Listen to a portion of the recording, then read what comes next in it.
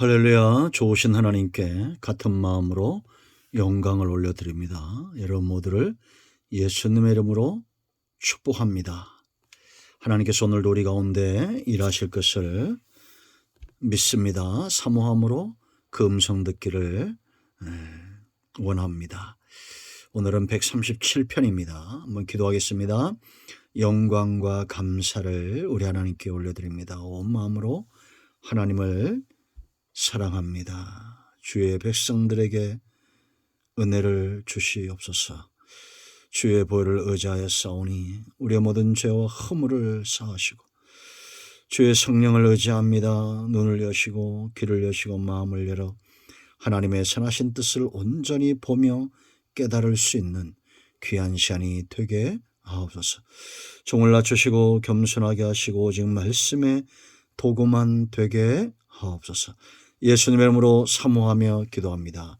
아멘. 137편 굉장히 중요한 장이죠. 우리가 잘 알고 있는 바벨론 포로 기간 중에 레인 중에 한 사람이 쓴 작자미상입니다. 그러나 레인이 썼다 이렇게 추론합니다. 우리 한번 읽어보겠습니다. 우리가 바벨론의 여러 강변 거기에 앉아서 시온을 기억하며 울었도다. 그 중에 버드나무에 우리가 우리의 수금을 걸었나니 이는 우리를 사로잡은 자가 거기서 우리에게 노래를 청하며 우리를 황폐하게 한 자가 기쁨을 청하고 자기들을 위하여 시온의 노래 중 하나를 노래하라 함이로다.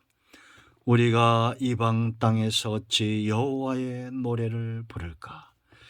예루살렘아 내가 너를 잊을진대 내 오른손이 그의 제주를 잊을지로다. 내가 예루살렘을 기억하지 아니하거나 내가 가장 즐거워하는 것보다 더 즐거워하지 아니할진대 내 혀가 내 입천장에 붙을지로다. 여호와여 예루살렘이 멸망하던 날을 기억하시고 에돔 자손을 치소서. 그들의 말이 헐어버리라 그 기초까지 헐어버리라 하였나이다. 멸망할 딸 바벨론아 네가 우리에게 행한 대로 네게 갚는 자가 복이 있으리로다. 네 어린 것들을 바위에 매어 치는 자는 복이 있으리로다. 우리가 읽기만 해도 이 시인이 어떤 마음으로 이 시를 썼는지 그 절절한 가슴이 느껴지죠. 바벨론 포로로 끌려가서 그들이 크게 깨달은 것이 있습니다. 정말 소중하게 여겨야 했을 것들을 이제 포로 생활 중에 어려움을 당하면서 깨닫게 되는 거죠. 이 137편은 애가하며 또 적들을 저주하는 저주시입니다. 근데 이들이 포로로 끌려가 있으면서 자기들을 사로잡은 자들, 그런 자들에 의해서 조롱을 당하면서 깊게 깨닫는 것이 뭐냐? 그 첫째는 바로 시온을 기억했다는 겁니다. 오늘 1절 말씀 보면 우리가 바벨론의 여러 강변 거기에 앉아서 시온을 기억하며 울었다는 거예요. 시온은 예배의 처소죠. 자유롭게 하나님 앞에 나아가 은혜를 사모하며 예배했던 그 시절들을 기억하며 우는 겁니다. 영적인 복이 충만했던 그 시절, 여러분, 사람이 누리는 복 가운데 가장 큰 복은 바로 우리가 범사가 잘 되는 것보다도 영이 잘 되는 겁니다. 영적인 만족, 오직 하나님만이 주실 수 있는 것이죠.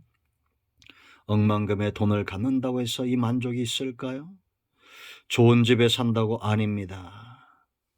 우리의 몸은 날마다 후패져 가는 것, 이 몸이 젊을 때는 그러한 것들이 좋지만 나이 들어가며 이제 우리의 영역이 작아집니다. 그러나 우리의 영은 날마다 새로워져야 될 줄로 믿습니다. 영적인 복, 예배의 자리에 임했더니 하나님께서 주시는 복, 형제들과의 영적인 사귐이 떴던 그 시절을 지금 기억하고 우는 겁니다. 우리나라도 유교를 지나고 또 그 전에 일본 침략을 겪으면서 얼마나 많은 그런 어려움들이 있었습니까? 하나님을 예배하는 것이 성도의 무엇보다 큰 복인 걸 알아야 됩니다. 두 번째는 이 사역, 하나님께서 내게 맡겨준 그 사역을 귀하게 여기는 겁니다. 자, 우리가 4절 볼까요? 우리가 이방 땅에서 어찌 여호와의 노래를 부를까? 레인으로서 하나님의 성전에서 하나님을 높이며 찬양했던, 수금을 타고 악기를 다루고 목소리로 하나님을 찬양하는 이 사역이 얼마나 그들에게 복이었습니까? 성도들은 우리가 복음을 전하고 기도하고 주의 정도로 말씀을 선포하고 찬양단은 찬양을 하고 우리에게 주신 달란트대로 은사대로 섬기는 것이 얼마나 귀합니까? 그런데 이제 3절 말씀 보면 사로잡은 자들이 여호와만을 찬양했던 이 사람들을 향해서 자기들을 위해서 가물을 하고 노래를 하라는 겁니다. 그러니 어찌 이방의 땅에서 여호와의 노래를 부를 수 있겠습니까? 그래서 2절 말씀 보면 수금을 버드나무에 걸고, 이 수금을 키지 않겠다는 거죠. 사용하지 않겠다는 겁니다. 5절 말씀 보면 제주를 버렸습니다. 그 오른손에 그의 제주를 잊을지로다. 악기 치지 않겠다는 거죠. 6절 보면 더 심각한 게 내 혀가 내 입천장에 붙을지로다. 하나님을 향해서 찬양했던 그 입술, 하나님을 향해서 악기를 탔던 그 손으로 이방의 땅에서 그렇게 하지 않겠다라는 겁니다. 여러분, 우리는 무엇에 바쁘고 무엇을 노래하고 무엇을 가슴에 품고 있는가 살펴봐야 됩니다. 이들이 바벨론의 포로가 되고 하나님의 징계의 매를 맞아서 바벨론 포로가 되기 전에는 이 소중함을 몰랐습니다. 하나님을 멀리했죠. 사명도 멀리했습니다. 하나님이 내게 주신 달란트 귀하게 여기지 않았습니다. 이런 세상에서 무엇을 먹을까 입을까 온통 마음이 음란한 세상들 가운데 있었습니다. 그럴 때 징계의 매가 그들 가운데 임하고 이제 매를 맞다 보니 하나님을 예배하는 것이 참으로 소중하고 자유롭게 예배하는 것이 너무 귀하고 이제는 하나님을 섬기는 이 사역이 너무 귀한 것을 깨닫는 겁니다. 그리고 또 하나 하나님께 위탁하는 삶의 귀한 것을 깨닫는 거예요. 여러분 7절 8절 말씀 보면 에돔과 바벨론을 향한 저주가 선포됩니다. 하나님께 맡기는 겁니다. 여호와여 예루살렘이 멸망하던 날을 기억하시고 에돔 자손을 치소서, 그렇게 말합니다. 그들의 말이 헐어버리라 그 기초까지 헐어버리라. 때리는 시어머니보다 말리는 시누이가 더 밉다는 거 아시죠? 여러분 예루살렘이 바벨론에 의해서 침략을 당할 때 그것을 조롱하고 비아냥거리고 좋아했던 낄낄거렸던 에돔 족속입니다. 그리고 거의 망하게 된 예루살렘을 침략해서 많은 사람을 학살하고 남은 가지 빼앗았던 이 에돔 족속이에요. 에서의 후손들이죠. 우리나라가 예를 들어서 일본의 침략을 당한다 생각해 보세요. 그러면 가슴 아파해야 될 북한이 오히려 미사일을 쏴대고 나중에는 침략을 해서 남은 가지 빼앗아가는 그런 지경입니다. 에돔은 이스라엘 형제 나라 아닙니까? 이 바벨론에 의해서 유다가 침략을 당하죠. 그런데 이 두 나라가 어떻게 되었습니까? 에돔은 AD 70년 로마에 의해서 완전히 멸망하죠. 지금 에돔으로 존재하는 나라가 없습니다.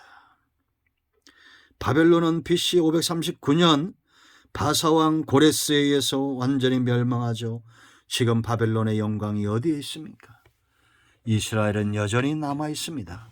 이제 마지막에 복음이 들어가고 예수 그리스도를 구주로 영접하면 성경대로 말씀대로 마지막이 오는 겁니다. 하나님과 그의 백성을 대적했던 자들은 민족이든지 나라든지 비극적 종말을 맞이했습니다. 여러분, 우리는 서로 다투지 말아야 되고 우리는 하나님의 나라 백성으로서 위탁하는 삶이 습관이 되어 있어야 됩니다. 영상을 통해서 말씀을 듣는 예수 그리스도의 이름으로 불려지는 여러분 모두는 존귀한 백성입니다. 여러분들을 축복하고 예수님의 이름으로 사랑합니다. 예배를 귀하게 여기시고 사명 사역 내게 주신 달란트 은사 귀하게 여기시고 위탁하는 삶을 귀하게 여기시기를 축복합니다. 축원드립니다. 기도합니다. 예수님의 이름을 의지하기도 합니다. 이 말씀대로 되게 하여 주시옵소서. 우리 가운데 마음이 상한 자 병든 자 치유하시고 회복시켜 주시기를 원합니다. 예수님의 이름으로 사모하며 축복하며 취하며 기도합니다. 아멘. 할렐루야. 응답되었습니다. 이런 모두를 축복합니다. 막혀있는 문제, 질병 나사렛 예수 그리스도 이름으로 열려지며 치유되고 회복되었습니다. 아멘.